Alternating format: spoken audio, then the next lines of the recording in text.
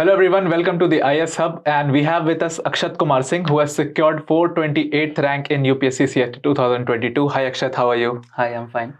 So अक्षत, आपका जैसे कि हम बात कर रहे थे, आपने पिछली बार भी सिलेक्शन लिया था, आईपीएस मिला था, इस बार you have made it to the IAS. So आपको क्या लगता है कि पिछली बार और इस बार में क्या फर्क रहा? मेरे ख्याल से मेजर फर्क मेंस में ही होगा आपका. तो वो मेंस में क्या डिसाइडिंग फैक्टर रहा जो इस बार आपने इम्प्रूव करा है? Yes, actually I was very lucky that I got selected last year, but there were some places जहाँ पे मेरे को improvement की ज़रूरत थी, especially ethics and थोड़ा सा ऐसे. So इस बार actually ऐसे and ethics were the places जहाँ पे मैंने improve किया काफ़ी, and जिन्होंने मेरे को इस बार help किया रैंक improve करने में. इसमें actually मेरे को पीयूष सर ने काफ़ी help की थी for essay and ethics mainly.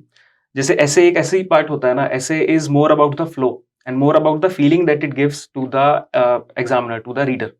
And हम फॉर्मुलेज तो बहुत देख लेते हैं, हम देख लेते हैं कैसे कंटेंट डालना है, क्या डालना है. बट एक्चुअली पीयूष सर का एक काफ़ी अच्छा इनोवेटिव वे होता था चेक करने का, जिसमें वो फेस टू फेस इवेल्युएट करते थे एस्से को.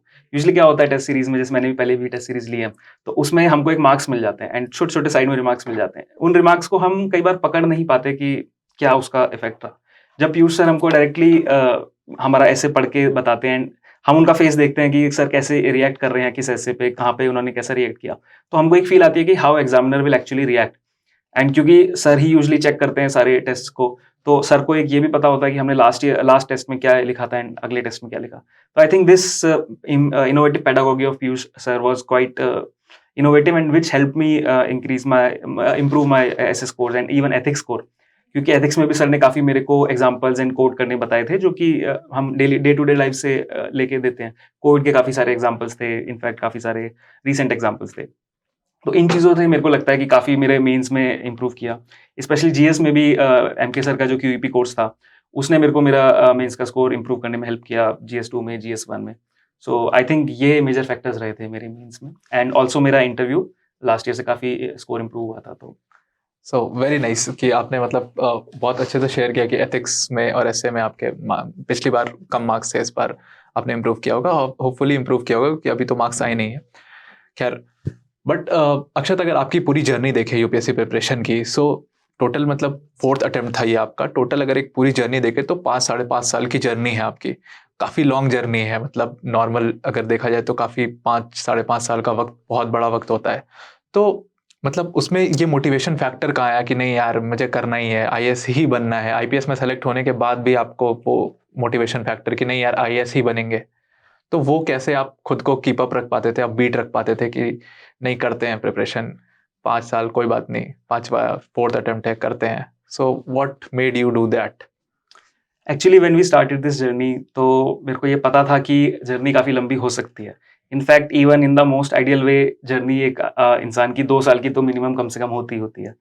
तो व्हेन आई स्टार्टेड, तो ठीक है, पहला मैंने प्रीलिम्स दिया था, मैंने मेंस लिखा था, देन नहीं हुआ था मेंस में, देन सेकंड में मेरा प्रीलिम्स ही नहीं हुआ था. So I think that was the time जहाँ पे मैं काफ़ी डिमोटिवेट हुआ था, क्योंकि एक बार मेंस लिखने के बाद जब प्रीलिम्स नहीं होता है और फिर आपको एकदम स्क्रैच से स्टार्ट करना होता है आफ्टर एन ईयर, तो वो काफ़ी डिफिकल्ट टाइम हो जाता है. And specially that collided with the Covid part, the lockdown part, जहाँ पे हमारा सोशल सर्कल काफ़ी खत्म हो चुका था.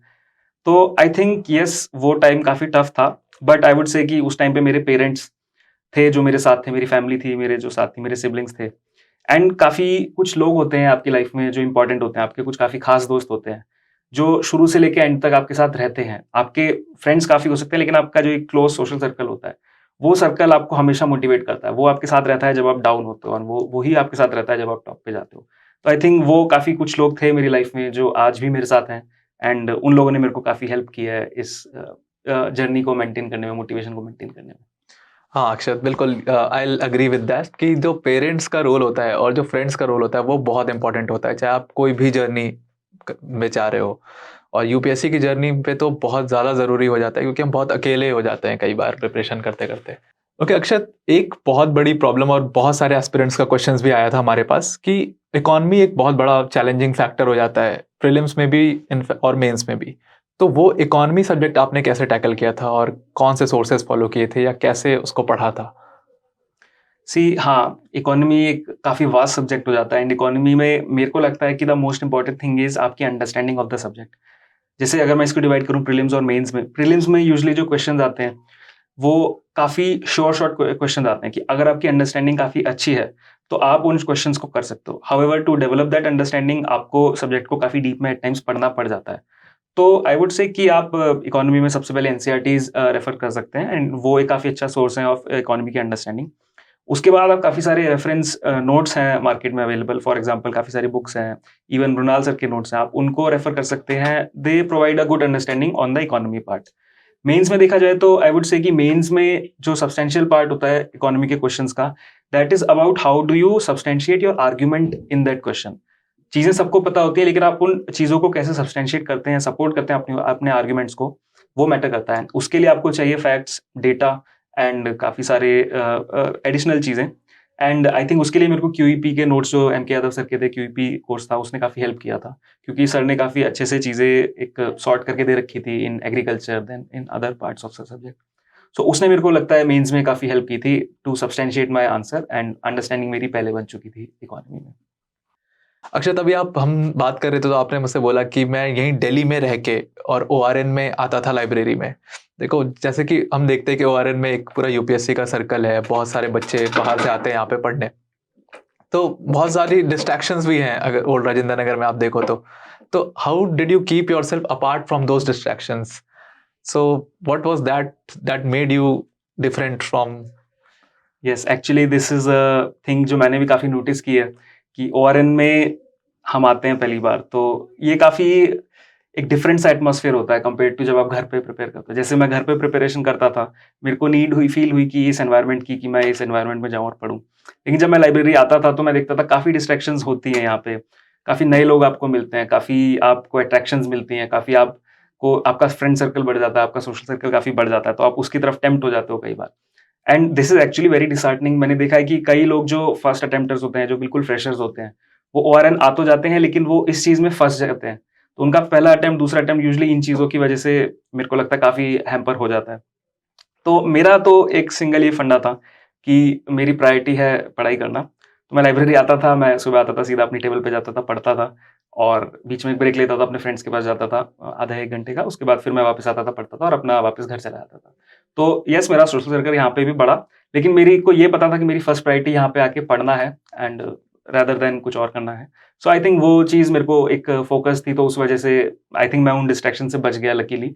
But I would suggest to anyone जो भी ओआरएन आता है, यहाँ पे रहता है, कि आप लोग को अपनी प्रायोरिटी देख के रखनी है। ये कोई सस्ती जगह भी नहीं है। आप यहाँ पे आ रहे हो, आप अपना टाइम इन्वेस्ट कर रहे हो, आप अपना पैसा इन्वेस्ट कर रहे हो, आप अपने यूथ ईयर्स, अपनी एनर्जी इन्वेस्ट कर रहे हो।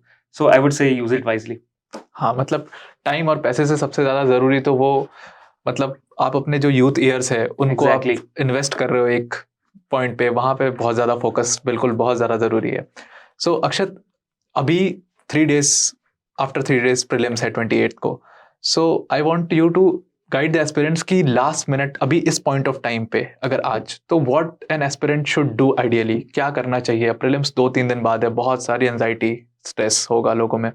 So what is the last minute tip from your side to the aspirants? See, my last minute tip would be कि prelims is more about the attitude and confidence rather than the knowledge. अगर आपने seriously prepare किया है, अपनी preparation को अच्छे से किया है, तो आई एम प्रीटी श्योर आपको जो नॉलेज चाहिए वो आपके पास है। जो चीज़ एंड में और लास्ट मिनट पे आके एस्पिरेंट्स कई बार लैग कर जाते हैं, इवन मैंने भी लैग किया अपने सेकंड अटेम्प्ट में जब क्लियर नहीं हुआ था, वो होता है एटीट्यूड और कॉन्फिडेंस। एटीट्यूड की अगर मेरे को क्वेश्चन आता है, मैंने क्वेश्चन कभी भी नहीं देखा, लेकिन still I could answer it, still I could at least attempt it and see it in a positive light, rather than देखा कि अरे शिट, ये वाला मैंने रिवाइज नहीं किया तो मैं इसको नहीं अटेम्प्ट कर सकता। तो I feel this attitude and this confidence, ये अब लास्ट के 2-3 दिन जब बचे हैं, तो इसको कल्टीवेट करने के लिए आई फील कि previous year questions are the best way to go, क्योंकि प्रीवियस ईयर क्वेश्चन यूजुअली हमने पहले भी किए होते हैं। तो this is the best time कि जब हम उनको वापस रिविजिट करें। और प्रीवियस ईयर क्वेश्चंस जो होते हैं वो हमको एक विंडो देते हैं in the UPSC examiners mind, कि how the questions are framed and what actually is asked in the examination and how actually we could deal with them. So I would say कि आप लोग previous year question पे focus करें and अपना जो revision है, अपना जो स्टैटिक पार्ट है, उसको काफी स्ट्रॉन्ग रखें एंड अपना उसको बार बार रिवाइज करें, rather देन कुछ करंट अफेयर्स या इन चीजों के पीछे भागने से।